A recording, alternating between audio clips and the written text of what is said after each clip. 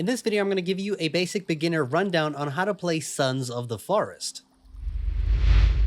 The first thing you should know is that map basically has a snow mountain in the middle, and every time you play the game or start a new save, you start at a random area of the map. It's never the same location.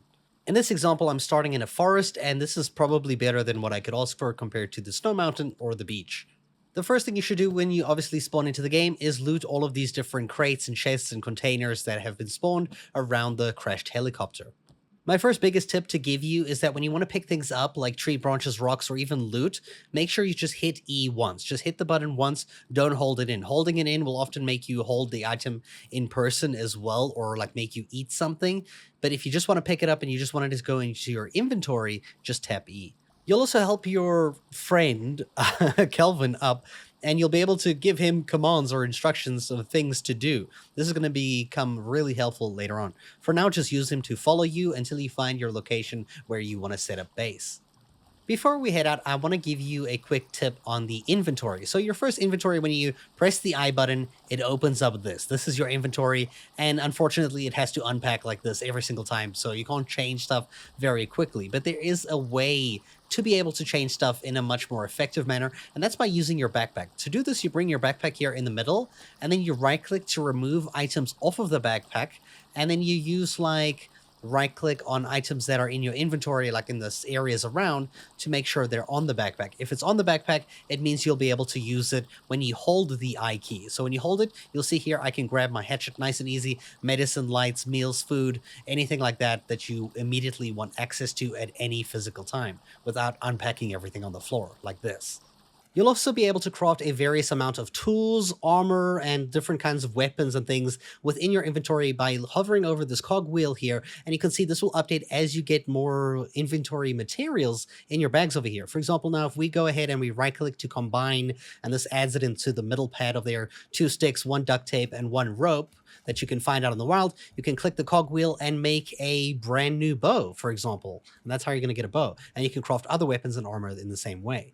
Now, in that emergency kit, you also got a map GPS thing here. You press M to open it up here, and if you press the middle mouse button, you'll be able to toggle between view distance, right? So you can see here, we're on this edge of the island here.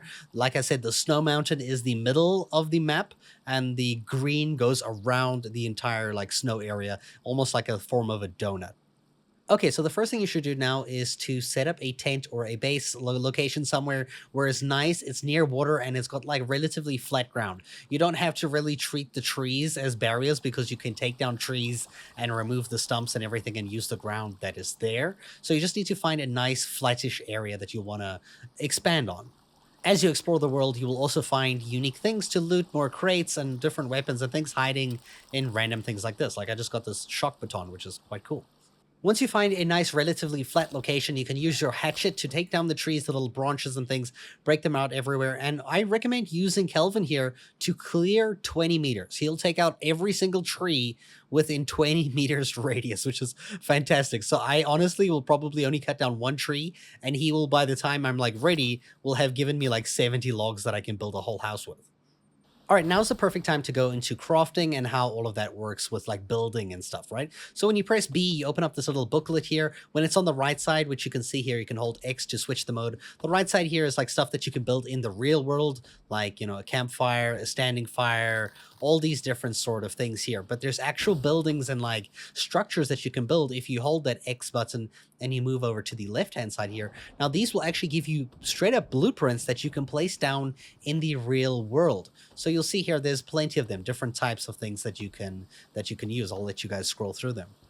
Now, before we end up building a nice house, we need to first set up a save location, and you're going to do this by opening up your inventory using the tarp at the top right there, and you'll see it puts this outline on the ground here, and then you'll see that little white arrow. Every time you see a white arrow, this is a physical building interaction, which means if you have the logs or you have the sticks or the stones, it will allow you to use whatever it is that's required to do the thing. So now we've made a save point and also a sleeping point where you can sleep when there are no enemies nearby to swap from day to night. The only problem is when you sleep, you become obviously a lot more thirsty and hungry, so don't do it too often. I recommend only sleeping to skip nighttime.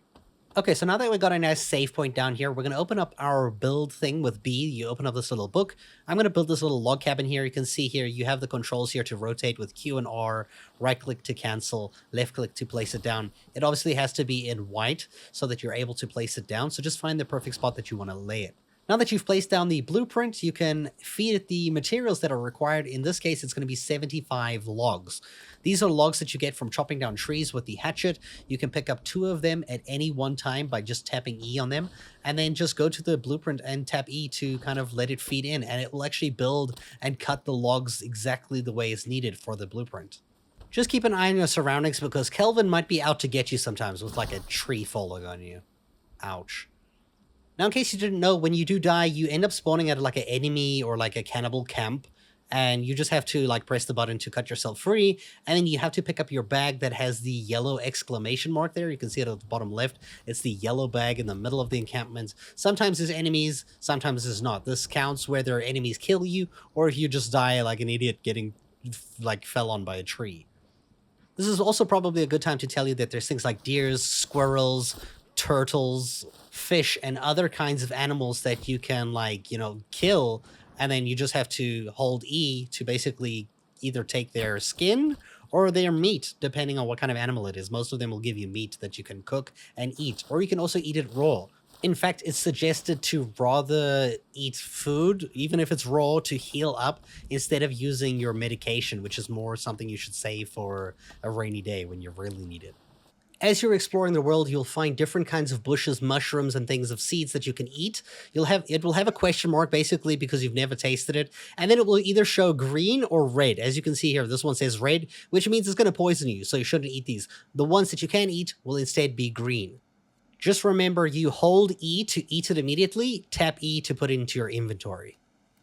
And after about 8 minutes of gameplay, I was able to build a full 2x1 cabin where you can now place an actual bed instead of that tarp tent outside. And to do this here, you're going to go into the build templates over here. You're going to see there is one that looks like furniture. It's the kind of purpley color one here. Place the bed. This one's going to require sticks and tape, which is the blue one in your inventory. As always, when you place the blueprint, you just gotta press E to add all the items if you have them on your person, and then you can just now save the game again. I recommend saving often because this game crashes a little bit. As for all the tree stumps that are most likely going to be around everywhere, you can just use your hatchet to break those in about 4 swipes. In order to deconstruct something you've built, all you have to do is walk up to it, hold the C button, that is C for like con, and it will basically pick up the items and put it back in your inventory, like that tarp and those 2 sticks. Now, if you want, you don't have to build from templates. You can actually just hold out things like the logs here, and you can use the white arrows like we talked about previously, where you can see them sticking off of like different obstacles or different attachments, I guess. And you can actually place your own house and build this without the use of a template. And it will actually just make the perfect square once you connect everything together. And then you can build any kind of house or base or building that you want to.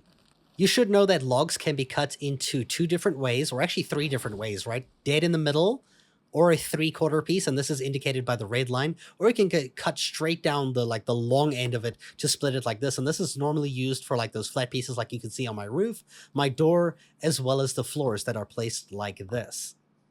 Now let's talk about how to make a campfire. So first, open up your inventory and make sure you're holding a stick. So that will be left click to equip a stick and hold it down. And when you aim at the ground, you'll see there is like these white outlines that look like 2 different sticks in half. This will literally break the stick in half. You do it twice, and then you hold E to light it, and this will make a campfire. Now, if you want to make this campfire a little bit more permanent and more steady, you can actually hold a rock, and you put rocks all around it in a circle to basically make a reinforced fire.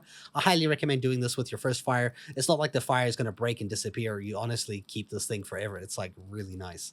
Now, before you can cook anything, and you can cook literally anything. You can cook fish, animals from their raw meat. In fact, you can cut off the dead cannibals' arms and legs and their heads and put them on the fire and cook their body parts and still eat that stuff, which is kind of gross. But when you do have the meats and stuff you want to cook, you just have to go up to the campfire, press the E, hold the E button actually, and you'll see here you can get like the meat section off here, almost like your little platter, and you will throw the stuff directly into the fire to cook. So you'll notice once the meat is cooked, it will go into this color over here. At first it will look like it's burnt, but it's not burnt, it's just cooked. And you can hold E to immediately eat it, or you press E once to put it back into your inventory slot to eat it later if you don't want it right now. Of course, you should always keep an eye out on your little trackers at the bottom right of the screen. The first green one is for water, the second one is for hunger, and the third one is for rest, which you get by sleeping.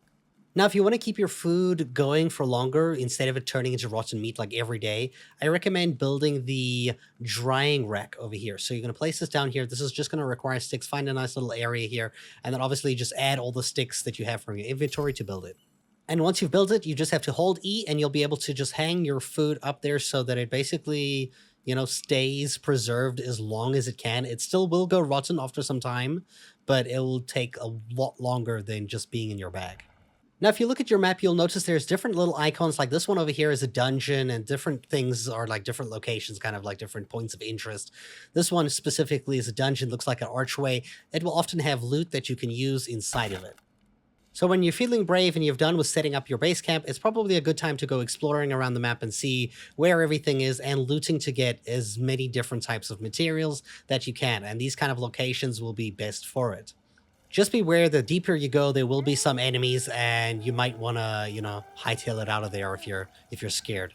Now, as you play this game, you'll be encountering many of these different types of enemies here. I do recommend when you're done with them and you've killed them, you can either chop off their limbs or even just throw them directly into a fire. Highly recommend throwing them into a fire because their skin will melt off and you'll be able to loot their bones, which you can use to make all sorts of things like bone weapons, bone armor, stuff like that. So make sure you burn your enemies.